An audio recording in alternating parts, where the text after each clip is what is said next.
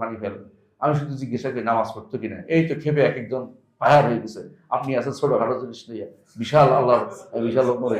আমি ছোট্ট ভাই একটা নামাজ পড়ছে কিনা জিজ্ঞাসা করতেছি, আমি তো কিছু বলি নেই, শুধু জিজ্ঞাসা করে নামাজ পড়তো কিনা। এতে এক একজন খেপে, হ্যাঁ আপনি এত অপমানজনক কথাবার্তা বললেন এখানে এখানে এখানে তো বলা যাক, কোথায় বলবো আর? এখন আমার জানাজা নামাজ পড়া দরকার, তাই না? আমি কোথায় যাই বলতাম তুই নামাজ পড়তে পারতেছি না, কারণ সে তো নামাজ পড়তো না।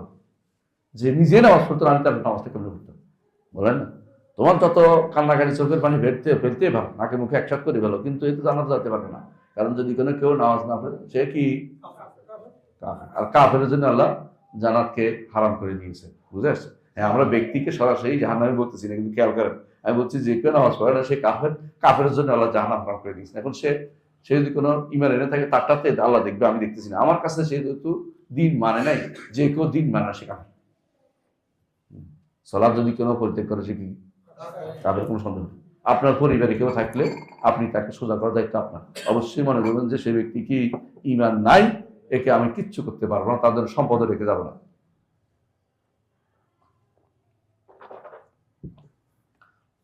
শিরকের